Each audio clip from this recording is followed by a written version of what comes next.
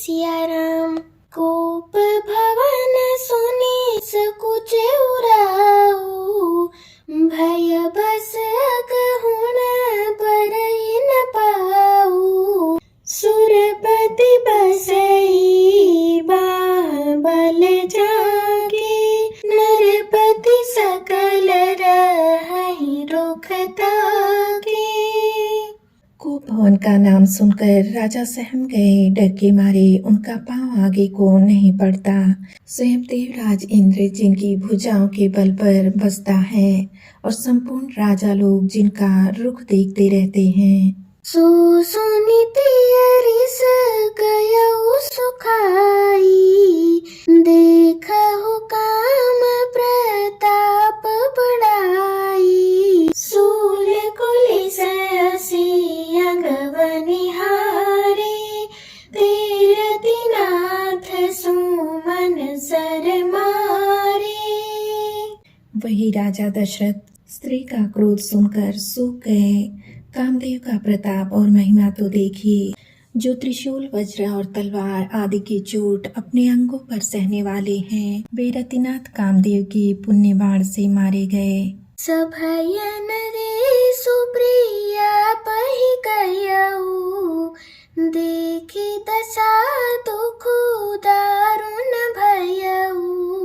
भूमि शयन पटु मोट पुराना, दिए डारि तन भूषण नाना। राजा डरते डरते अपनी प्यारी कैकेयी के पास गए। उनकी दशा देखकर उन्हें बड़ा ही दुख हुआ। कैकेयी जमीन पर पड़ी हैं, पुराना मोटा कपड़ा पहने हुए हैं और शरीर के नाना आभूषणों को उतार फेंक दिया है। कुमति ही कसी कुबेशता भाबी, अन अहिवा तु सूच जनु भाबी। जाय निकट नृपु गह मृदु बानी, प्राण प्रिया कही है तुरसानी। उस दुर्बुद्धि कैकेयी को यह कुवेशता अर्थात बुरा वेश कैसी भब रही है, मानो भावी विधवापन की सूचना दे रही हो। राजा उसके पास जाकर कोमल वाणी से बोले, हे प्राण प्रिय, किस लिए रिसाई हो?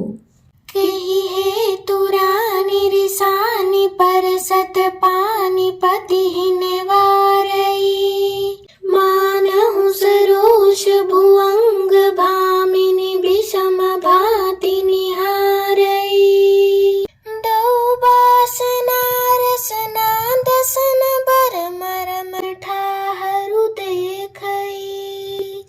तुलसी नृपति भवतभ्यता, बस काम कौतुक लेखई। हे रानी, किस लिए रूठी हो? यह कहकर राजा उसे हाथ से स्पर्श करते हैं तो वह उनके हाथ को झटक कर हटा देती है और ऐसे देखती है मानो क्रोध में भरी हुई नागिन क्रूर दृष्टि से देख रही हो। दोनों वरदानों की वासनाएं उस नागिन की दो जीभें हैं और दोनों वरदान दांत हैं। वह काटने के लिए मर्म स्थान देख रही है। तुलसीदास जी कहते हैं कि राजा दशरथ जी होनहार के वश में होकर इसे कामदेव की क्रीड़ा ही समझ रहे हैं।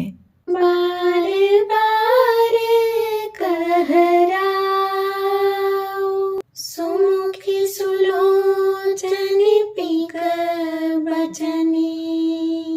कारण मोहि सुनाऊ, गज गामिनी निज कोप कर।